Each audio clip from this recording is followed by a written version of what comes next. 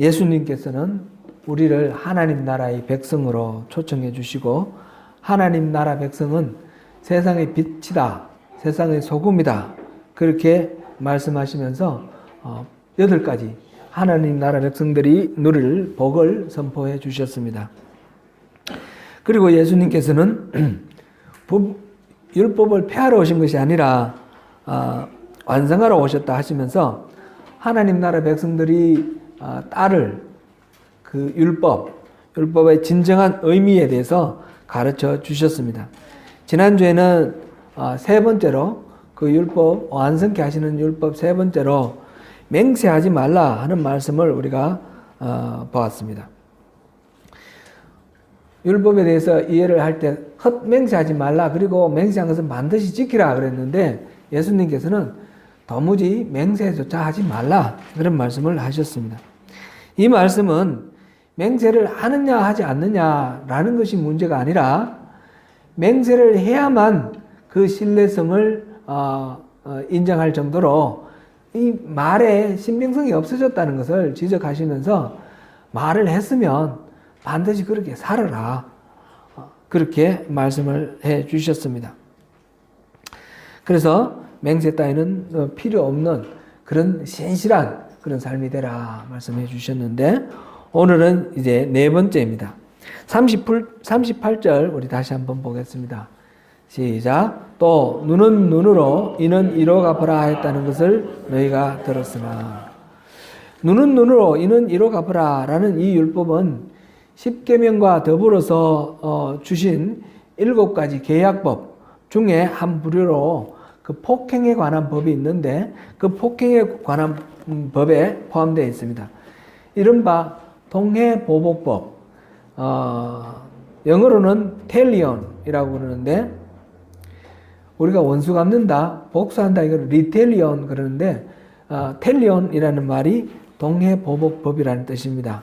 라틴어로는 렉스 탈리오니스 이렇게 말하죠. 해를 받은 만큼 동등한 해를 통해서 보복을 하라 하는 그런 법인데 이 법은 흔히 당한 만큼 보복, 안갚음을 할 수 있는 권리로 이해되고 있습니다. 그러나 사실은 하나님께서 그 반대의 목적으로 이 법을 주셨습니다.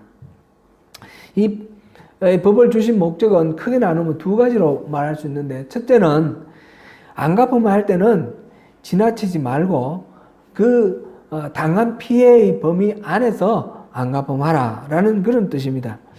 사람에게는 감정이 있기 때문에 뭔가 누구에겐가 피해를 당하거나 뭐 이렇게 하면 그것을 그만 다 갚아도 속이 풀리지 않는 그런 마음이 있습니다. 그것은 타락한 이후에 인간의 본성으로 자리 잡았습니다. 싸움의 결과 폭행으로 이가 하나 빠졌으면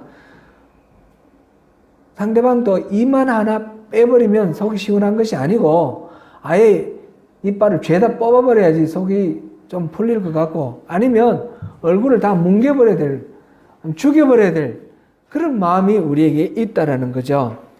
성경에도 이런 보복의 사례들이 많이 나옵니다. 대표적으로 한 2가지만 보면 야곱이 그 외삼촌 집에 가서 있다가 그 다음에 이제 다시 돌아오죠. 돌아올 때에 그 세겜이라는 곳에서 그곳에서 자리를 잡아서 그 지역 사람들하고 평화롭게 살기 위해서 그 세겜 그 추장 하몰에게 땅을 사서 그곳에 텐트를 짓고 이렇게 평화롭게 이렇게 살기를 꾀합니다.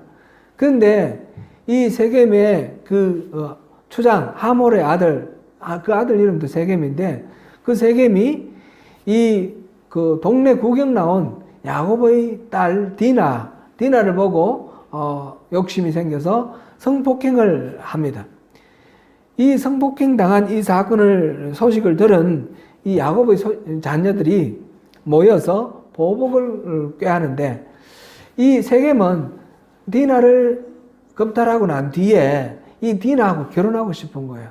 그래서 결혼하게 해달라고 허락을 요청을 했는데 이 야곱의 아들들이 이 성읍에 사는 모든 남자들이 다 할례를 받으면 그러면 결혼을 허락하겠다. 이렇게 말해놓고 그 성읍의 사람들이 전부 할례를 받았을 때에 그 할례를 받고 아직 불편해서 움직이지 못할 때에 시몬과 레위가 들어가서 그 성읍 사람들을 다 죽여버렸습니다. 그리고 다른 형제들은 그곳에 가서 노략질을 하고, 이 디나가 성폭행 당한 것하고 그 성읍 사람 다 생명을 빼앗아 버리는 거하고 이게 동등한 가치가 아니지 않습니까? 이렇게 보복을 하고자 하는 그런 마음이 우리 인간들의 속성에 있다라는 거죠. 모세가 궁중에서 살아 장성을 하였을 때, 나이 40이 되었을 때 자기의 동족 히브리 사람들의 사는 모습을 보러 갔다가 애굽 사람이 히브리 사람을 괴롭히는 걸 보고 그 애굽 사람을 쳐서 죽여버렸습니다. 그 애굽 사람은 히브리 사람을 죽인 게 아니고 괴롭힌 건데, 이거는 분을 발해서 그 애굽 사람을 죽여서 모래에 묻었습니다. 이렇게 그냥 단순히 피해를 당한 만큼이 아니라 그것하고 비교할 수 없을 만큼 보복을 해야만 속이 시원한 그런 것이 우리의 본능이라는 거죠. 우리 자신들은 어떻습니까? 우리 눈에 넣어도 아프지 않을 우리 자녀들을 키우면서 자녀가 부모를 속썩일 때가 있습니다. 화나게 할 때가 있습니다.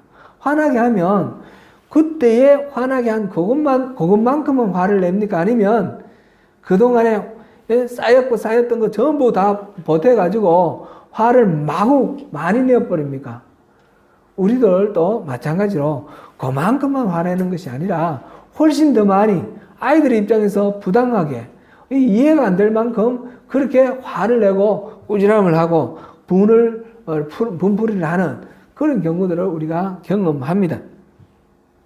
이처럼 안갚음을 할 때는 당한 만큼 하는 것이 아니라 그보다 훨씬 더 많이 안갚음을 하고 싶어 합니다.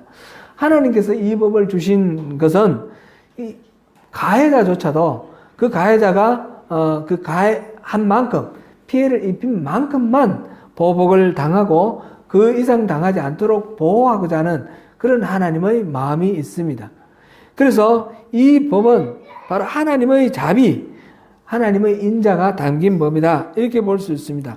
그래서 이 폭행에 관한 법 시작할 때에 이게 출애굽기 21장 12절부터 나오는데 그 12절 사람을 죽인 자는 반드시 죽여라. 그렇고 난 뒤에 그 다음에 도피성에 대한 이야기가 나옵니다. 이게 고의로 죽이지 아니하고 실수로 의도하지 않게 죽었을 때는 그럴 경우에는 살려주라. 이게 어디 도피성을 6군데 정했지 않습니까? 그렇게 해서 살려주는 그런 제도를 허락하셨습니다. 이렇게 하나님께서는 과실을 범했을지라도 과실을 범한 만큼 그만큼 벌을 받고 그 이상 부당하게 지나치게 벌을 받지 않도록 하는 그 목적으로 동해보복법이라는 이 법을 주신 것입니다. 두 번째로 이 법을 주신 목적은 안갚음을 하더라도 개인적인 감정풀이로 해서는 안 되며 공동체의 공정한 절차에 따라서 그렇게 공동체의 법 집행의 일환으로 그 징계를 하라라는 것입니다. 가령 힘이 없는 사람이 피해를 입었습니다. 그런데 이 동해보복법이 있어서 그만큼 보복을 할 수 있다 하더라도 개인은 그것을 할 수가 없습니다. 권력이 강한 사람이, 많은 사람이, 권력 잡은 사람이 있고 힘없는, 권력이 없는 사람이 있는데 권력 없는 사람이 피해를 당했을 때 그 권력 가진 사람을 어떻게 할 수가 없습니다. 돈 많은 사람, 돈 적은 사람 관계, 이 사회도 그렇고요. 힘없는 소외된 사람, 억울한 사람, 억울함을 풀어야 하는데 실질적으로 개인이 그것을 풀려고 하면 풀리지 않는 경우가 있다는 거죠. 그래서 이거는 공동체가 법으로 만들어서 이게 지위의 고하나 신분, 차이 이런 걸 떠나서 재산이 많고 적고 이런 거 다 떠나서 공정하게 누가 피해를 입었으면 그 피해를 입은 만큼 보복을 할 수 있도록 제도적으로 보장을 해주라 그런 것이죠. 그래서 이 사회는, 이 공동체는 하나님의 공의가 펼쳐지는 그런 공동체가 되도록 하라. 이게 동해보복법의 취지입니다. 그러나 이스라엘 사람들은 이 율법을 잘못 이해를 했습니다. 그리고 잘못 적용을 했습니다. 즉 폭행으로 피해를 입었으면 이제 당한 만큼 보복할 권리가 생겼다, 이렇게 여겼습니다. 이를 잃었으면 상대 이를 부러뜨릴 권리가 생겼고, 눈을 잃었으면 상대방의 눈을 뽑아버릴 권리가 생겼다, 이렇게 생각했습니다. 그것은 억울함을 풀려고 하는 것 이상으로 더 나아가는 그런 마음입니다. 그런데 예수님께서는 그것조차도 하지 말라 말씀하셨습니다. 오늘 본문 39절입니다. 39절 한번 읽어보겠습니다. 나는 너희에게 이르노니 악한 자를 대적하지 말라. 누구든지 내 오른편을 치거든 왼편도 돌려대며.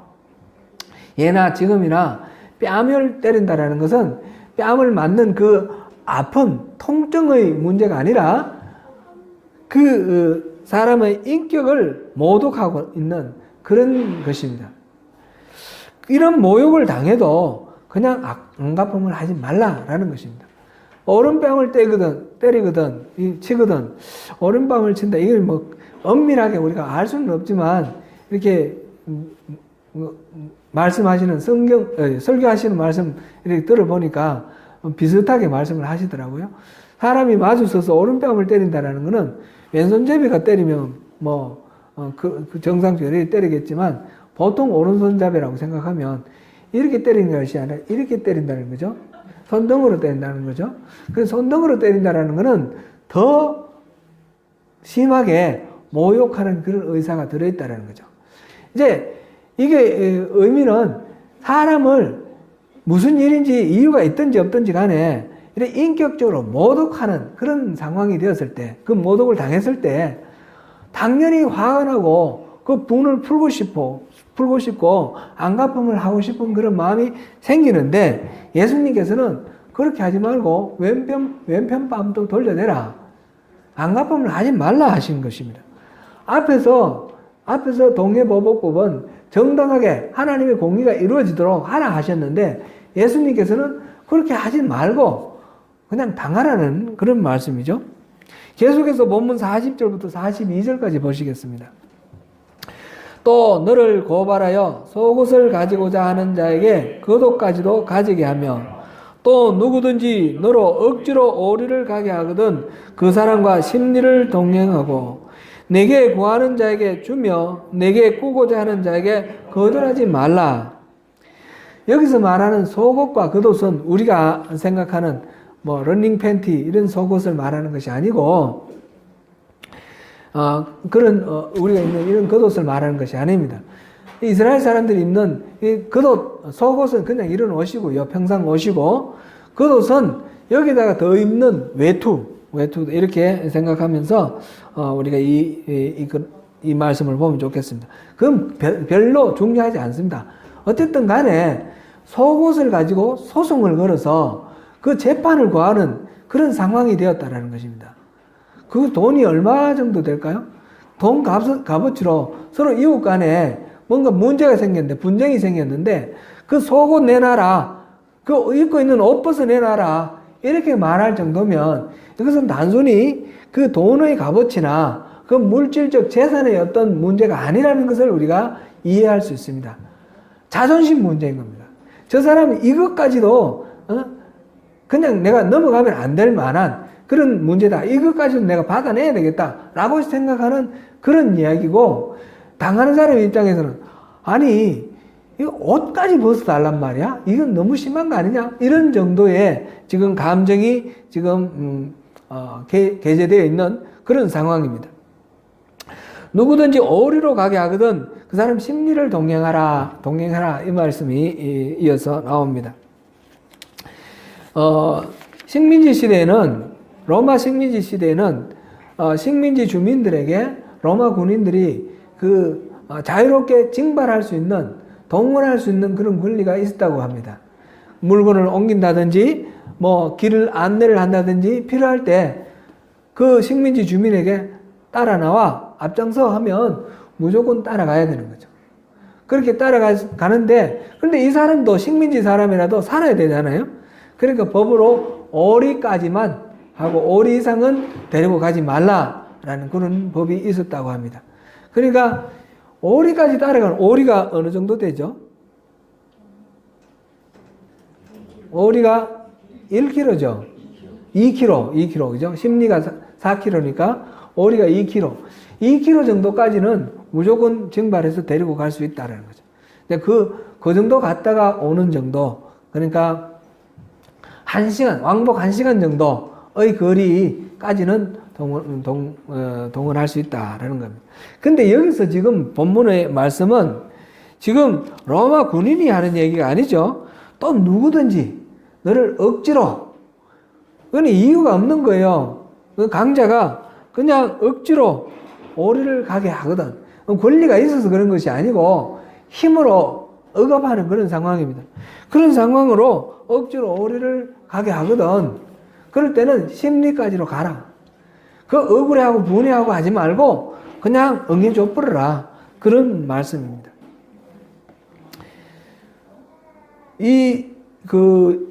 예수님께서 채찍으로 맞은 몸으로 십자가를 지고 갈 수 없어서 골고다 언덕 갈 때에 그 구레네 시몬이라는 사람에게 십자가를 억지로 지우는 그런 상황이 바로 이 식민지 법에 따른 그런 사례다. 이렇게 설명을 하고 있습니다.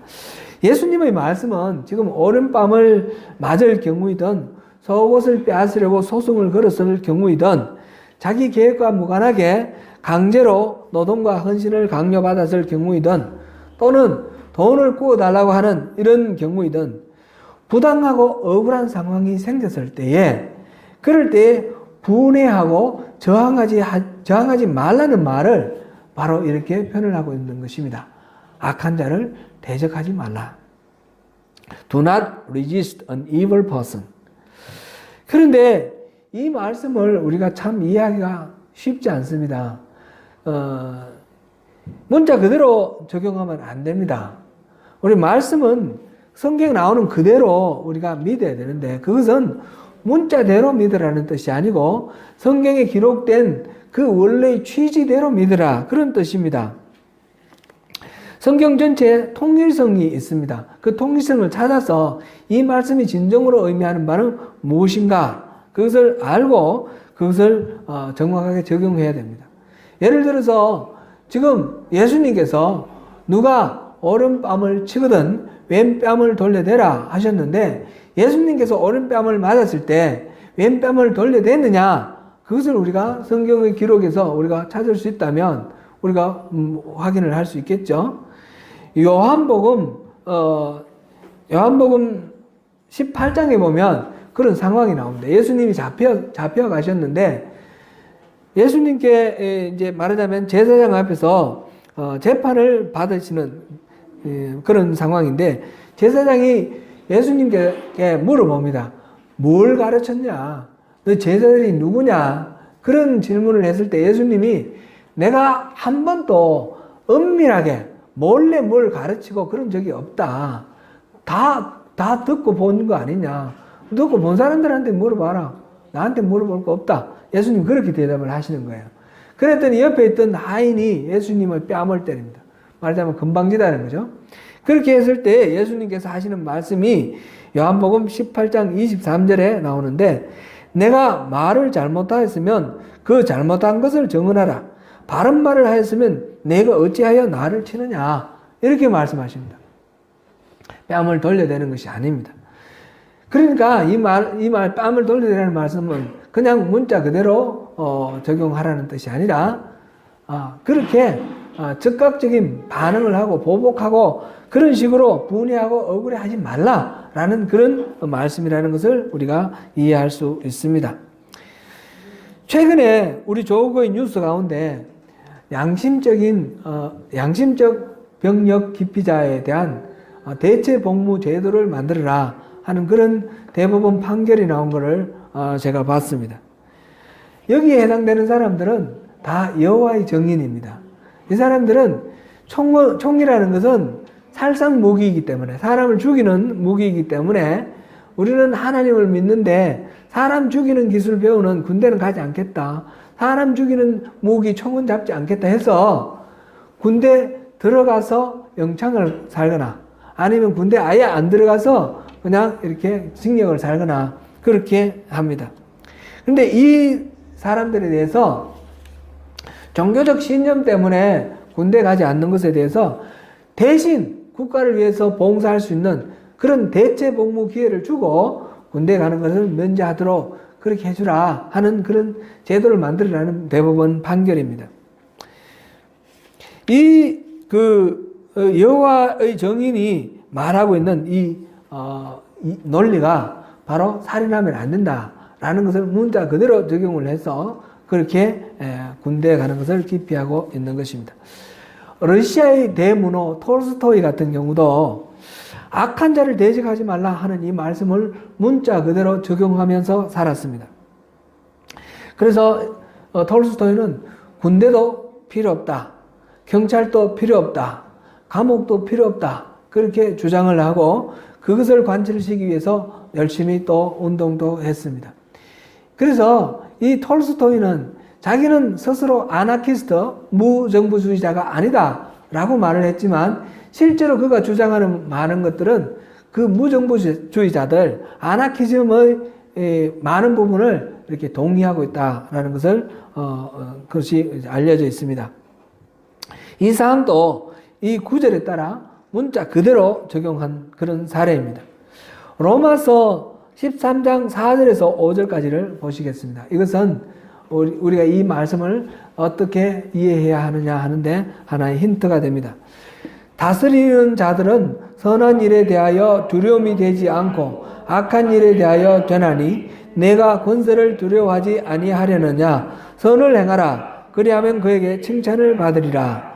그는 하나님의 사역자가 되어 내게 선을 베푸는 자니라. 그러나 내가 악을 행하거든 두려워하라. 그가 공연히 칼을 가지지 아니하였으니 곧 하나님의 사역자가 되어 악을 행하는 자에게 진노하심을 따라 보응하는 자니라. 아멘.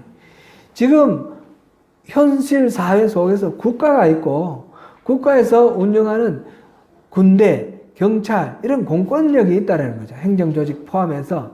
근데 이것은 다 나름대로 그 사회의 질서를 지키기 위해서 하나님이 부여해 주시는 권위라는 것입니다. 물론 이 공권력을 잘못 사용하는 잘못된 그런 경우도 있지만은 기본적으로 공권력이라는 것 자체가 하나님이 부여하시는 그런 질서라는 것입니다. 그래서 이걸 통해서 이 사회에 자행되는 많은 악들을 방지를 하고 악한 자들을 격리시키는 그런 역할을 하게 됩니다. 주님이 우리에게 세상에 있는 악에 무조건 저항하지 말고 그냥 굴복하라 그런 말씀을 하시는 것이 아니라는 것을 이 로마서 말씀 13장 4절 5절 말씀 통해서 우리가 알 수 있습니다. 그렇다면 예수님께서 이 악한 자를 대적하지 말라라고 하시는 이 말씀의 의미는 무엇일까요? 우리가 어떻게 이해를 해야 될까요? 유대인들은 눈에는 눈, 이에는 이라는 이 율법을 잘못 이해해서 누군가가 우리에게 어떤 피해를 입혔을 경우 우리는 동일한 안갚음을 할 수 있는 권리가 생겼다라고 그렇게 받아들였습니다. 그런데 이 계명의 정신은 반대라고 그랬죠. 누군가가 나에게 신체나 재산상의 손해를 주었을 경우에 절대로 사적으로 보복하지 말라. 그리고 법적으로 형평에 맞게 해결하라 하는 것이었습니다. 율법을 온전하게 하려 왔다고 하신 예수님께서는 여기에서도 원래 이 율법의 본래 의미를 이렇게 유대인들에게 알려주시는 것에서 한 걸음 더 나아가서 이 악한 자들에게는 절대로 대적하지 말라라고 하셨습니다. 분명히 세상의 악에 굴복하라는 말씀은 아닐 것인데 이것을 우리가 어떻게 예수님께서 말씀하신 취지를 어떻게 이해해야 할까요? 예수님은 우리의 강한 자아를 두고 이 말씀을 하셨습니다. 우리의 자아는 먼저 자신을 방어하려는 본능이 있습니다. 살아남기 위해서 또는 현상 유지를 유지하기 위해서 먼저 자기를 지켜야 하고 방어해야 한다는 본능이 있습니다. 이를 위하여 적절한 기회와 또 명분이 주어지면 필요 이상으로 강하게 공격하려는 그런 본능입니다. 이것이 다른 사람에게서 나의 이익을 지켜주는 일을 합니다. 그렇게 반응을 함으로써 내 권리와 내 이익을 지킬 수 있습니다. 그러나 이것이 많은 경우, 대부분의 경우 하나님의 은혜를 가로막는 그런 결과가 됩니다. 우리가 여러 차례 살펴봤듯이 우리의 바른 신앙의 가장 큰 장애물은 다름 아니라 우리를 지키고자 하는, 자존심을 지키고자 하는 그런 태도에서 나옵니다. 열왕기하 5장에서 아람 왕의 군대 장관 나아만의 이야기가 나옵니다. 아람은 오늘날 시리아에 해당되는데, 시리아의 그 국방부 장관이 참모총장 이 정도 되겠죠. 그런데 이 나아만이 나병, 오늘날 우리 한센시병이라고 부르죠. 한센시병에 걸렸습니다. 이 병에 걸리면 정상적인 사회생활을 할 수가 없습니다. 군대 장관의 그 자리도 역할을 수행할 수가 없게 되고 그냥 격리되어서 외롭게 그렇게 살아야 됩니다. 이 병이 났는데 걱정이 태산 같습니다. 그럴 때에 그 집에 있던 여종이 있는데, 이 여종은 나아만이 전쟁에 나가서 이스라엘에서 포로로 잡아온 전쟁 포로 중에 한 사람입니다. 그런데 이 여종이 사마리아에 가면 하나님의 사람 엘리사라는 사람이 있는데, 그 사람에게 가면 주인의 그 병이 낫습니다 말해주는 거예요. 그래서 이 나아만이 왕에게 허락을 받아서 군대를 이끌고 많은 예물을 갖추고 이스라엘 왕을 찾아갑니다. 찾아가서 내 병을 낫게 해주세요. 이스라엘 왕은 이 병을 낫게 해달라 그러니까 깜짝 놀라가지고 이게 무슨 꽁꽁이 속이 있고 우리를 침략할 무슨 명분 쌓으려고 한다 싶어서 화가 나서 옷을 찢습니다. 이 소식을 들은 엘리사가 저에게 보내세요 이렇게 이제 말을 하는 거죠. 그래서 나아만이 그 군대를 이끌고 예물을 들고 엘리사를 찾아갔는데, 엘리사가 나와보지도 않고 그 사환을 보내가지고, 사환 게하시를 보내가지고 요단강에 가서 7번 몸을 씻으라 그렇게 말하죠.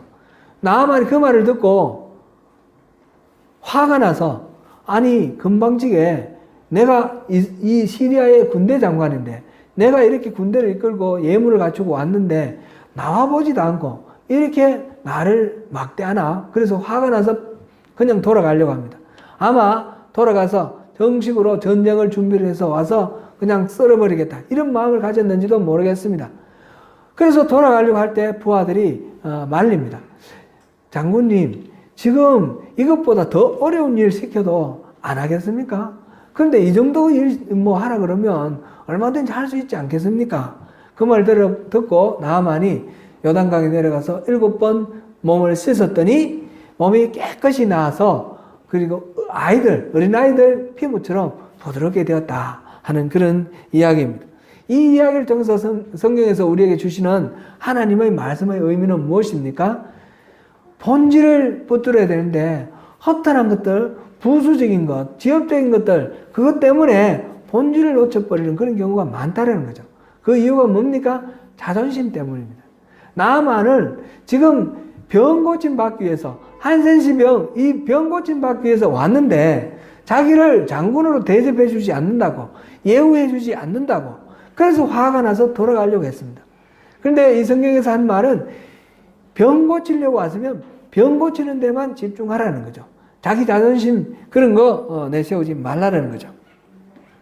이렇게 우리도 자존심 때문에 본질을 잃어버리고 하나님의 은혜를 놓쳐버리는 경우가 많이 있습니다.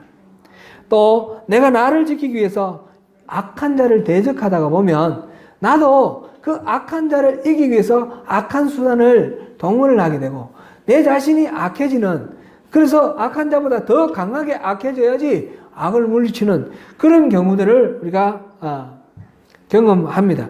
그래서 우리 자신의 죄의 본성이 우리를 앞대서 우리를 하나님께로 나아가는 길을 가로막는 그런 장애물이 됩니다. 또 하나님은 이미 우리를 사랑하셔서 우리를 보호하고 계십니다. 우리가 이제 흔히 그런 간증을 듣기도 합니다. 사고가 나서 차가 완전 폐차되고 다 죽을 만한 그런 상황인데 내 몸은 하나도 다치지 않고 깨끗하게 이렇게 안전하게 그 사고에서 위기를 넘겼다. 또는 좀 팔만 부러졌다라든지 이런 식으로 우리가 간증을 하는데, 우리 매일매일 상황 속에 잠시만 우리가 방심을 하면 그냥 죽을 만한 그런 사고들이 얼마나 많이 있을 법합니까? 그런데 우리가 그 사고를 겪지 않고 안전하게 있는 것 자체가 사실은 하나님이 보호해 주신 결과입니다. 요즘 제가 이제 운전을 많이 하는데 운전을 하면서 깜짝깜짝 놀랄 때가 있습니다. 아무리 조심을 하더라도 순간적으로 그 방심을 하고 어떤 큰 사고를 낼 뻔한 그런 경우들이 몇 번 있었습니다. 근데 하나님이 보호해 주셨어요. 하나님 보호해 주셔서 사고가 나지 그런 끔찍한 스스로 자각하는 그런 상황 아니더라도 우리가 편안하게 다니는 그 모든 순간 하나님이 지켜주시고 보호해 주셔서 우리가 안전합니다. 이것을 우리가 믿어야 되는 것입니다. 하나님은 옳고 그런 것보다도 주님과의 관계를 더 중요하시며 하나님은 언제나 우리를 지켜주시고 보호해 주시기를 원하십니다. 예수님께 찾아와서 부모의 그 상속 재산을 형이 다 차지해 버렸는데 형에게 그 얘기해 주셔서 그 상속 지분을 좀 이렇게 나눠 갖게 해달라고 그렇게 부탁한 한 젊은이가 있었습니다. 예수님께서는 그 말씀을 듣고 그 부당한 형에 대해서 왈가왈부하고 또는 꾸짖고 이렇게 하지 않았습니다. 예수님은 내가 재판장이냐? 내가 재판하러 이 땅에 왔냐? 그렇게 말씀을 하셨습니다. 그러면서 도리어 탐심을 물리치라 라고 말씀하셨습니다. 예수님께서는 이 땅이 하나님의 공의로 그렇게 회복되기를 원하십니다. 바라십니다. 그러나 예수님이 오신 이유는 이 땅에 공의를 실현하기 위해서 정치적으로 사회적으로 뭔가 일을 하기 위해서 오신 것은 아닙니다. 그것은 부차적인 그런 결과로 따르는 효과가 될 것입니다. 그래서 예수님께서는 원수 갚는 것은 하나님께 맡기라고 하십니다. 우리는 하나님으로 채워지면 됩니다. 우리 안에 주님이 거하시고 주님 안에 우리가 거하면 그러면 우리가 어떤 삶을 살게 되겠습니까? 주님이 좋아하시는 것을 우리도 좋아하게 되고 주님이 싫어하시는 것을 우리도 싫어하게 돼서 주님과 우리가 온전히 하나가 될 것입니다. 그러면 내 힘, 내 능력, 나의 공로가 아니라 바로 나와 함께 하나가 되신 그 주님의 능력과 은혜와 그 공로로 우리가 죄와 싸워 이길 수 있게 되는 것입니다. 직접 원수 갚았던 야곱의 아들 시므온과 레위는 아버지 야곱에게 늘 근심거리가 되었고 야곱이 죽을 때에 그 축복의 유언을 하는데 이 시므온과 레위에게는 축복이 아니라 저주의 유언을 합니다. 직접 원수 갚고 재판장이 되려고 했던 모세는 궁중생활에서 쫓겨나 40년을 미디안 광야에서 양치는 목동으로 삽니다. 그래서 모세는 더 이상 자기 스스로 재판장이 되려고 하지 않고 재판장의 자리를 항상 하나님께 내어드렸습니다. 그래서 이스라엘 백성들이 40년 광야를 헤매면서 끊임없이 모세에게 대들고 대적하고 원망하고 반항을 했지만 모세가 직접 그들과 맞서 싸우지 않았습니다. 오히려 그들을 위해서 기도해 주었고 중보했습니다. 우리는 우리 자신을 책임질 수 없습니다. 우리 자아보다 더 큰 무엇이 필요합니다. 그것이 바로 다름 아닌 하나님의 은혜입니다. 그리고 십자가의 복음입니다. 자아를 내려놓아야 합니다. 그래서 예수님께서 우리에게 악한 자를 대적하지 말라라고 말씀을 하신 것입니다. 우리가 내려놓을 걸 내려놓아야지 주님께서 온전히 우리를 사로잡으시고 우리를 다스릴 수 있습니다. 중국에서 원숭이를 잡는 사냥꾼들의 이야기를 제가 어디 글에서 본 적이 있습니다. 원숭이를 사냥할 때에 큰 항아리를 이 주둥이가 작은 좁은 항아리를 이렇게 만들어서 원숭이가 사는 숲에 넣어 놓습니다. 그 항아리 주둥이 손으로 이렇게 넣으면 쏙 들어갑니다. 물론 넣었다 뺐다 할 수 있죠. 그 안에 바나나를 넣어 놓는 거예요. 원숭이가 좋아하는 그런 열매를 넣어 놓습니다. 원숭이가 이제 와서 그거를 이제 먹으려고 짚고 그 다음에 주먹을 쥐고 잡아 당기려고 그러면 이 아궁이가 작아서 안 나오는 거예요. 근데 손을 놓고 이 열매를 놓고 손을 빼면 그냥 뺄 수가 있는데 이 원숭이는 이거를 놓지 않으려고 잡아 빼려고 하면서 막 몸부림치는데 사냥꾼이 와서 잡을 때까지 이걸 놓지 않는 거예요. 그래서 잡혀간다고 합니다.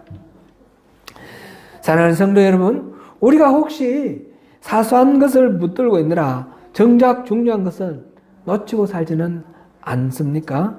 우리가 늘 주님 안에 있으면, 주님이 늘 우리 안에 계시면, 주님이 우리 안에 들어오셔서 우리와 더불어 먹고 마시는 온전한 일치를 이룰 때에 우리는 우리의 자아의 얽매임으로부터 풀려나서 진리 안에서 자유를 누리는 그런 진정한 하나님 나라의 백성이 됩니다.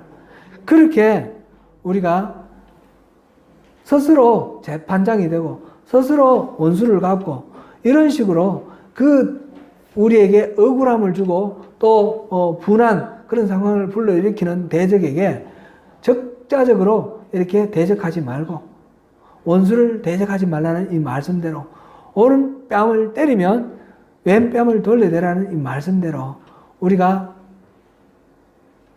하나님께 모든 것들을 맡기고 손해보고 양보하는 가운데 오히려 더 큰 것을 놓치지 않고 승리하는 저와 여러분이 되시기를 축원합니다.